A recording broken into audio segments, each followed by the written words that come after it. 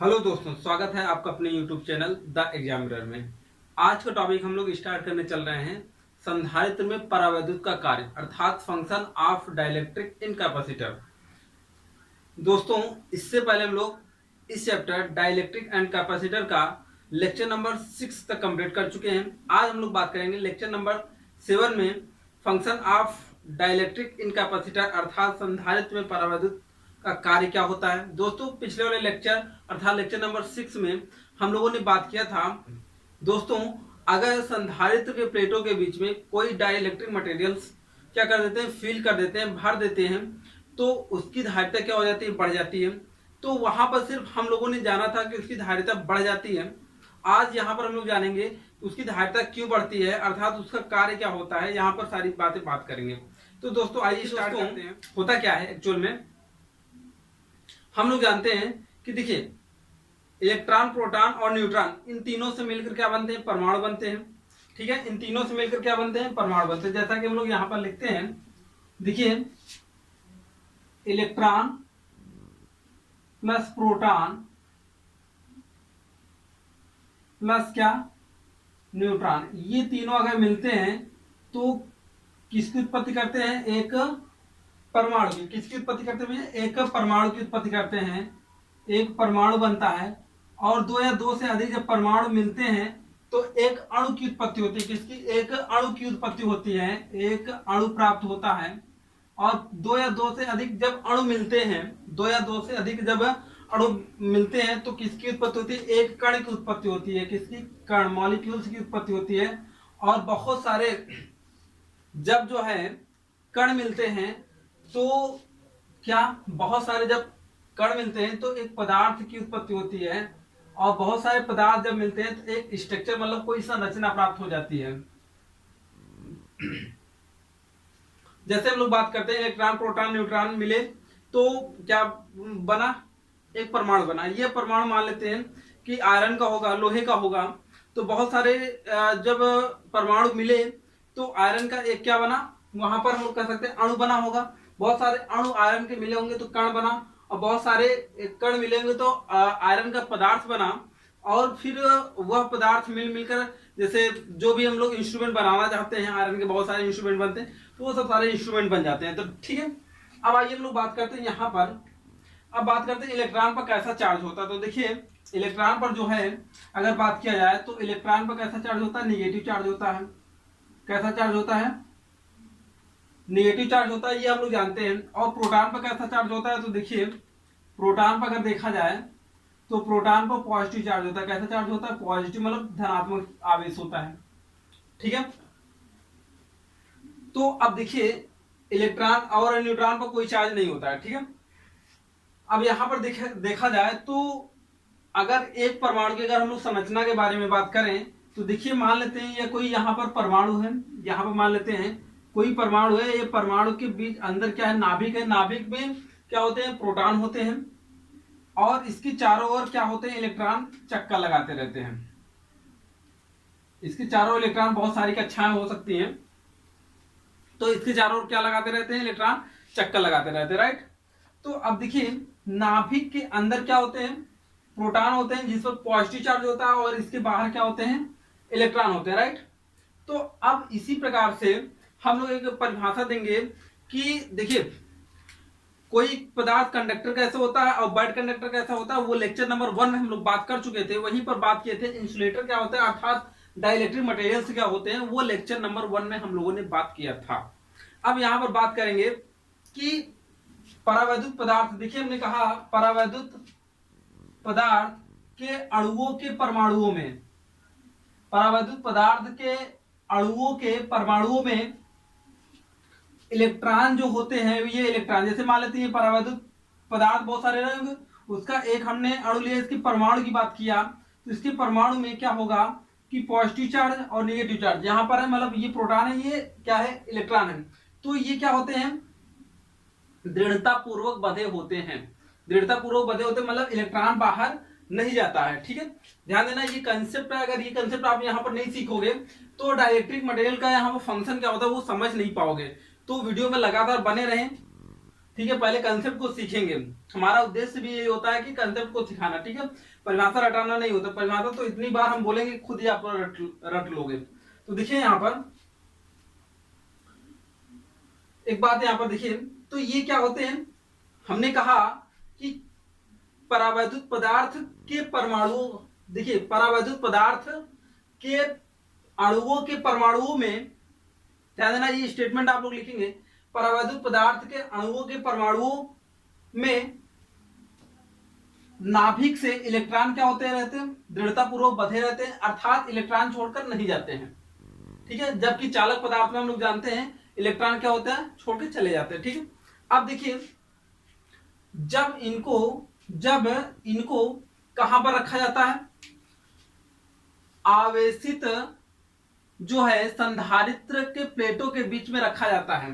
तो ये स्टेटमेंट आगे हम लोग बढ़ाएंगे कि देखिए जब किसको, डाइलेक्ट्रिक मटेरियल्स को, ठीक है, जब परावैद्युत पदार्थ को, जब परावैद्युत पदार्थ को आवेशित संधारित्र के प्लेटों के बीच रखा जाता है, तो अब एक बात समझिएगा, हम लोग जान चुके हैं कि यहां पर एक बात समझना, हम लोग जान चुके हैं ये क्या है, नाभिक है, नाभिक में प्रोटॉन है, पॉजिटिव चार्ज है, और इसके चारों ओर क्या है, इलेक्ट्रॉन चक्कर लगाते रहते हैं, ठीक है। इसके चारों ओर इलेक्ट्रॉन क्या करते रहते हैं, चक्कर लगाते हैं, ये इलेक्ट्रॉन है, यहां पर ये प्रोटॉन है, ठीक है। तो अब देखिए इनको जब क्या किया जाए कि किसी, मान लो यहां पर एक हम लोग डाइलेक्ट्रिक, यहां पर जो है हम लोग क्या करते हैं, एक संधारित्र मानते हैं, संधारित्र की ये जो है पॉजिटिव चार्ज वाली प्लेट है, और इतना इस साइड में क्या होगा, निगेटिव चार्ज वाली प्लेट है। इसके बीच में जब हम लोग क्या करते हैं, एक परमाणु, ये मान लीजिए कि डाइलेक्ट्रिक मटेरियल्स का एक परमाणु है जिसमें इलेक्ट्रॉन क्या है, बाउंडेड है, ठीक है, बंधे हुए हैं। तो इनको जब रखेंगे, इनको जब हम लोग रखते हैं, तो देखिए ये पॉजिटिव चार्ज, यहां पर इसके चारों ओर क्या है, इलेक्ट्रॉन है। तो देखिए इलेक्ट्रॉन पर चार्ज कैसा होगा भैया, हमने बताया निगेटिव चार्ज होता है, और प्रोटॉन पर कैसा चार्ज होता है, पॉजिटिव चार्ज होता है। और हम लोग जानते हैं कि निगेटिव चार्ज पॉजिटिव की तरफ क्या होते हैं, आकर्षित होते हैं, और पॉजिटिव चार्ज निगेटिव की तरफ क्या होते हैं, आकर्षित होते हैं। तो देखिए यह जो इलेक्ट्रॉन है यहाँ का, ये इलेक्ट्रॉन किसी तरफ आकर्षित होगा, पॉजिटिव चार्ज की तरफ, मतलब पॉजिटिव प्लेट की तरफ आकर्षित हो जाएगा, और प्रोटॉन जो होगा, प्रोटॉन मतलब पॉजिटिव चार्ज, इस नेगेटिव प्लेट की तरफ आकर्षित हो जाएगा, जिससे इसका स्ट्रक्चर कुछ ऐसे हो जाएगा। देखिए यहां पर क्या आ जाएगा, इलेक्ट्रॉन आ जाएगा, और इस साइड में, यहां पर इस साइड में प्रोटॉन आ जाएगा। तो ये देखिए ऐसा कुछ हो गया। तो इनको हम लोग ऐसा हर बार ना बनाकर सिर्फ एक सिंबल दिखाएंगे, इस साइड में यहाँ पर निगेटिव और इस साइड में यहाँ पर पॉजिटिव सिंबल दिखाते हैं। तो और इस घटना को विद्युत ध्रुवण कहा जाता है। क्या कहा जाता है, विद्युत ध्रुवण कहा जाता है, इलेक्ट्रिक पोलराइजेशन कहा जाता है।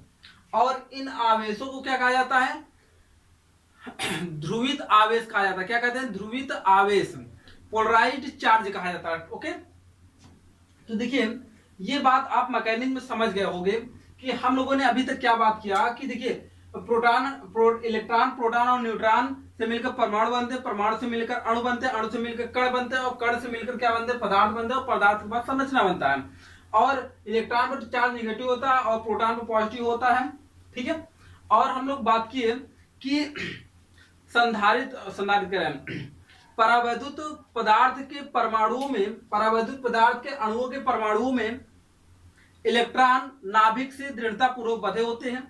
फिर हम लोगों ने बात किया कि जब परावैद्युत पदार्थ को आवेशी संधारित्र के प्लेटों के बीच में रखा जाता है, तो अब देखिए तो क्या हो जाता है, अब आप लिखेंगे आगे, तो परावैद्युत पदार्थ के अणुओं के परमाणुओं में, परावैद्युत पदार्थ के अणुओं के परमाणु में उपस्थित इलेक्ट्रॉन धन प्लेट की ओर और प्रोटॉन अर्थात नाभिक ऋण प्लेट की ओर आकर्षित हो जाते हैं। ओके, ये आप इतना लिख पाए।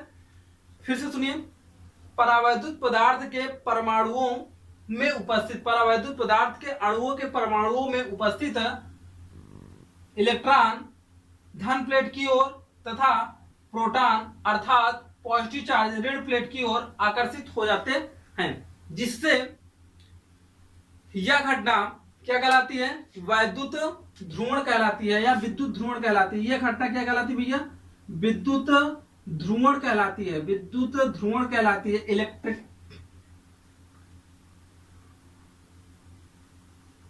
इलेक्ट्रिकली पोलराइज्ड कहलाता है। क्या कहलाता है? इलेक्ट्रिक पोलराइज्ड कहलाता है। ओके, या इलेक्ट्रिक पोलराइजेशन कहलाता है। अब आगे लिखेंगे, यह घटना क्या कहलाती है? इलेक्ट्रिक पोलराइज्ड या विद्युत ध्रुवण कहलाती है। और ये आवेश धन तथा ऋण आवेश ध्रुवित आवेश कहलाते हैं। क्या कहलाते हैं? ध्रुवित आवेश कहलाते हैं। क्या कहलाते हैं? ध्रुवित आवेश, ध्रुवित आवेश कहलाते हैं। ध्रुवित आवेश मतलब पोलराइज्ड चार्ज कहलाते हैं, पोलराइज्ड चार्ज कहलाते हैं। यहां तक कंप्लीट हो गया आपका। अब देखिए, इसी मैकेनिज्म को हम लोग सिर्फ हमारे पास एक परमाणु नहीं है, ये पूरा का पूरा हमने कहा पदार्थ होगा, पदार्थ बहुत सारे कणों से मिलकर बना होता है। तो एक ही वहां पर अणु या परमाणु नहीं होंगे, बहुत सारे परमाणु से मिलकर बना होगा। तो पूरे मैकेनिज्म को हम लोग यहाँ पर समझते हैं थोड़ा सा। तो दोस्तों देखिए, यहाँ पर ये जो है, ये संधारित्र की जो है मतलब कैपेसिटर की पहली प्लेट है, और जो धन आवेश से क्या की गई है? आवेशित की गई है। मतलब ये यहाँ पर कैसा चार्ज है? पॉजिटिव चार्ज है। यहाँ पर कैसा चार्ज है? ये पॉजिटिव चार्ज है। और इस साइड में यहाँ पर प्रेरण विधि के द्वारा आपको बताया गया था, इस प्लेट पर कैसा चार्ज आ जाता है? निगेटिव चार्ज आ जाता है। अच्छा, अब देखिए इसके बीच में हम लोग बात करेंगे, ये क्या आ गया? निगेटिव चार्ज आ गया, इस साइड में पॉजिटिव चार्ज हो गया। अर्थात ऐसे निकाय को हम लोग क्या बोलते हैं? कैपेसिटर बोलते हैं, संधारित्र बोलते हैं, जैसा कि प्रीवियस लेक्चर में हम लोग जान चुके हैं। ठीक है, अब यहाँ पर देखिए, एक हम लोग क्या करते हैं, अब इसके कारण यहाँ पर देखिए, इस पॉजिटिव चार्ज और निगेटिव चार्ज ये बहुत ज्यादा दूरी पर नहीं रखे हुए हैं, जैसा कि आप लोग फर्स्ट लेक्चर में विथ जो है वीडियो और डायग्राम के माध्यम से हमने समझाया था आपको। तो देखिए यहाँ पर पॉजिटिव से निगेटिव की ओर यहाँ पर एक क्या हो जाता है? इलेक्ट्रिक फील्ड जनरेट हो जाता है। मान लेते हैं इसका इलेक्ट्रिक फील्ड की कैपेसिटी क्या है? ई है। ठीक है, अच्छा, अब इसके बीच में अगर डाइलेक्ट्रिक मटेरियल से फील किया गया होता है, मतलब परावैद्युत पदार्थ फील किया गया होता है, तो परावैद्युत पदार्थ छोटे छोटे परमाणुओं से मिलकर बना होगा। और उन परमाणुओं को यहाँ पर अगर हम दिखाते हैं, तो यहाँ पर देखिए, अगर इन परमाणुओं को दिखाया जाए तो कुछ ऐसे हम लोग दिखाएंगे।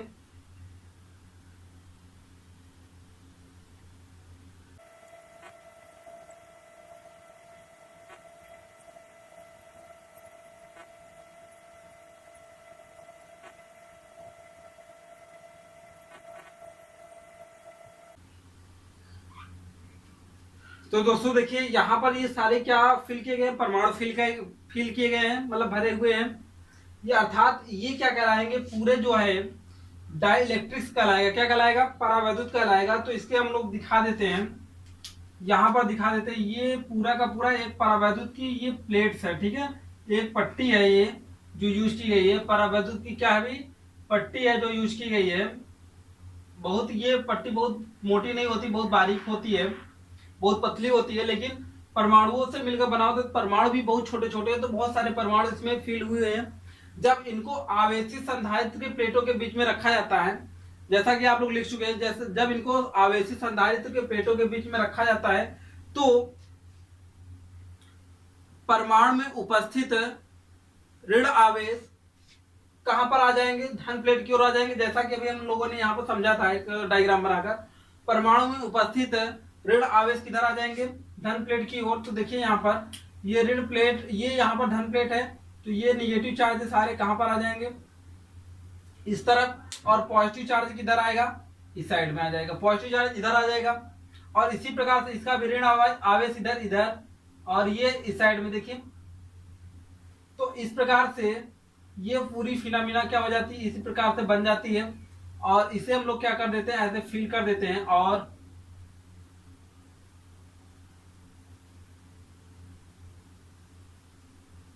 ये डायग्राम जो है आप लोग बना लेंगे।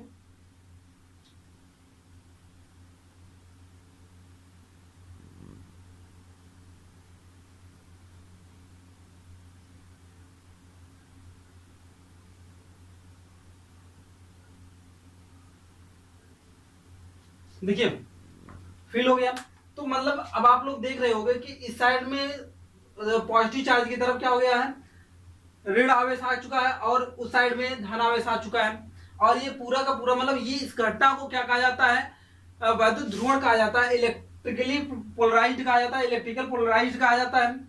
और ये जो आवेश आते हैं उनको क्या कहा जाता है, उनको ध्रुवित आवेश कहा जाता है, पोलराइज्ड चार्ज कहा जाता है। ठीक है, अब आगे बढ़ते हैं।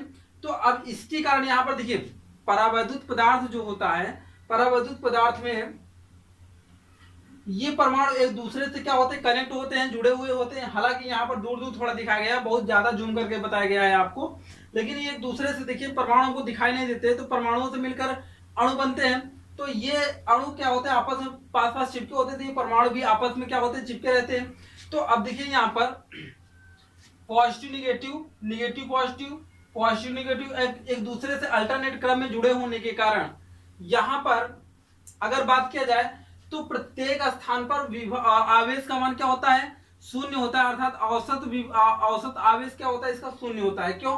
क्योंकि निगेटिव पॉजिटिव अगर ये दोनों आवेश जोड़े जाएंगे, आवेश एक अदिश राशि है और इनका जब एडिशन किया जाएगा तो शून्य हो जाएगा। अर्थात यहाँ पर आवेश का मान क्या होता है, शून्य होता है, इसलिए ये क्या होते हैं, उदासीन होते हैं। लेकिन अगर यहाँ पर बात किया जाए जब इसको वैद्युत जो है आवेशित संधारित्र के बीच में रखा जाता है तो ये पोलराइज्ड हो जाते हैं, मतलब ध्रुवित हो जाते हैं, जिसके कारण यहाँ पर एक परावैद्युत में, जिसके कारण परावैद्युत में एक जो है वैद्युत क्षेत्र उत्पन्न हो जाता है, जिसकी दिशा प्रारंभिक जो है वैद्युत क्षेत्र के अपोजिट होती है, और इसका मान लेते हैं ई डैश होगा।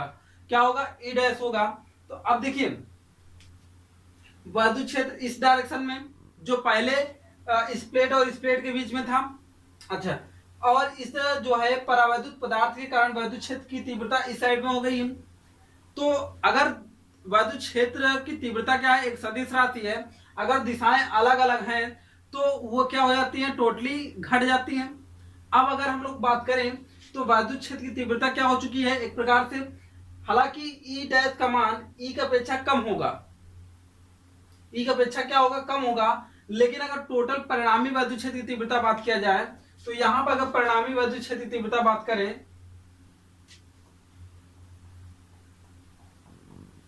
परिणामी वैद्युत क्षेत्र की तीव्रता,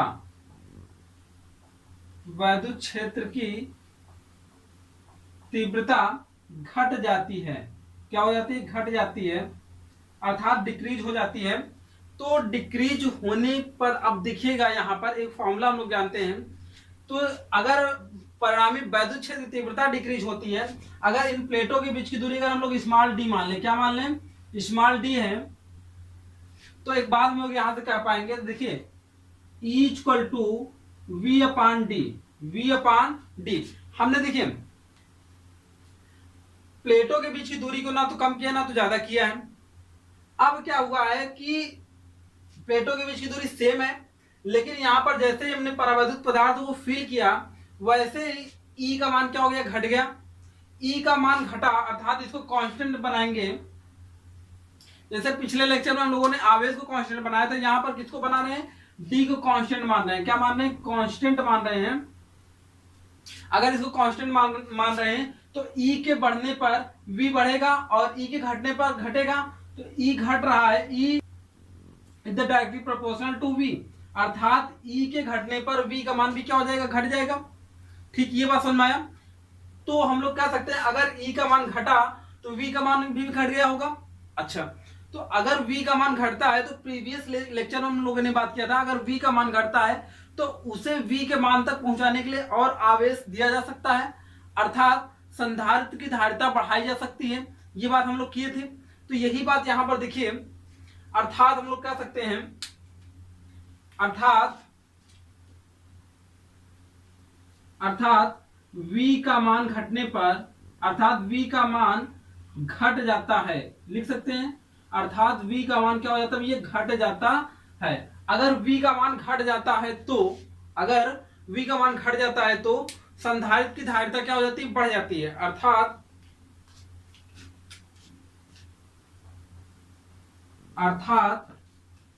संधारित्र मतलब कैपेसिटर, संधारित्र की धारिता बढ़ जाती है। संधारित्र की धारिता क्या हो जाती है, बढ़ जाती है। इतनी बात आपको समझ में। ये बात हम लोग पहले भी कर चुके हैं कि संधारित्र की धारिता कैसे बढ़ती है, तो एक बात यहाँ पर फिर से कंफर्म कर लेते हैं। देखिए यहाँ पर C इक्वल टू क्या होता है, Q अपान V होता है। C equal to Q upon V होता है। और यहाँ पर देखा जाए तो C inversely proportional of V। अगर V का मान क्या होगा, घटेगा, तो C का मान क्या हो जाएगा, बढ़ जाएगा। और यहाँ पर देख रहे हैं E का मान क्या हो जा रहा है, जब परावैद्युत पदार्थ फील किया जाता है तो E का मान क्या हो जा रहा है, घट जा रहा है। जब E का मान घट जा रहा है तो V का मान भी घट जाएगा। जब V का मान यहाँ पर घट जाएगा तो संधारित्र की धारिता क्या हो जाएगी, बढ़ जाएगी। तो यही हमारा उद्देश्य था और यही इसका कार्य भी है। अब देखिए परावैद्युत पदार्थ का कार्य क्या है, जो हमारा मेन यहाँ पर जो है परिभाषा है, ऐसा लिख सकते हैं इसको। देखिए परावैद्युत पदार्थ का कार्य, जब परावैद्युत पदार्थ को आवेशित संधारित्र प्लेटों के बीच में रखा जाता है तो संधारित्र की धारिता बढ़ जाती है। संधारित्र की धारिता बढ़ जाती है, यही इसका क्या है, कार्य है। और यानी जो संधारित्र की धारिता होती है वो परावैद्युत पदार्थ की क्या होती है, अनुक्रमानुपाती होती है। ये पिछले लेक्चर में हम लोगों ने बात कर रखा है। संधारित्र की धारिता क्या होती है, संधारित्र की धारिता जो होती है C directly proportional to K, जहां के क्या है, परावैद्युत पदार्थ का परावैद्युतांक है। ठीक है, तो ये सारी बात हुई। तो अब देखिए थोड़ा सा यहाँ पर बात ये हो जाती है कि हम लोग लिखे कहाँ तक थे, तो लिखे हम लोग यहाँ पर थे कि ध्रुवित आवेश हो जाता है, ये यहाँ तक हम लोगों ने बात कर रखा है। तो हम लोग उसी के आगे लिखेंगे, परावैद्युत पदार्थ को आवेशित संधारित्र की प्लेटों के बीच में डाला जाता है तो वह क्या हो जाता है, वैद्युत ध्रुवित हो जाता है। ठीक है, वैद्युत ध्रुवित हो जाता है और इन आवेश को क्या बोलते हैं, ध्रुवित आवेश बोलते हैं। ठीक है, और फिर आगे बात करेंगे कि यहां पर आवेशित, इसको जब संधारित्र को आवेशित किया जाता है तो वैद्युत क्षेत्र तीव्रता E होती है। और ये पॉइंट हम लोग लिखेंगे कि ये जो होता है परावैद्युत पदार्थ के अणुओं के परमाणु एक दूसरे से इंटरकनेक्टेड होते हैं, मतलब मिले होते हैं, जिसके कारण यहां पर वैद्युत क्षेत्र उत्पन्न हो जाता है। और इस वैद्युत क्षेत्र का मान प्रारंभ में उत्पन्न हुए वैद्युत क्षेत्र की तीव्रता से क्या होता है, कम होता है। लेकिन इसकी दिशा विपरीत होने के कारण पहले की अपेक्षा इसका वैद्युत क्षेत्र की तीव्रता क्या हो जाती है, कम हो जाती है, जिसके कारण विभव का मान भी क्या हो जाता है, कम हो जाता है। उसके बाद ये पॉइंट नोट कर लेंगे और यहां से यहां तक नोट कर लेंगे और लिखेंगे अतः परावैद्युत पदार्थ का कार्य आवेशित संधारित्र प्लेटों के बीच रखने पर उसकी धारिता क्या हो जाती है, बढ़ जाती है। That's all. मैं उम्मीद करता हूं कि आपको ये लेक्चर समझ में आया होगा। जिन भी दोस्तों को अगर कोई इस लेक्चर को लेकर कोई कंफ्यूजन है तो वो कमेंट सेक्शन में जरूर कमेंट करें, उनको जवाब दिया जाएगा। अगर वीडियो पसंद आ रहा हो तो वीडियो को लाइक जरूर करें। अगर चैनल पर आप पहली बार आए हो तो चैनल को सब्सक्राइब जरूर करें और ये वीडियो अपने दोस्तों में जरूर शेयर करें। मिलते हैं अगले वीडियो में। जय हिंद।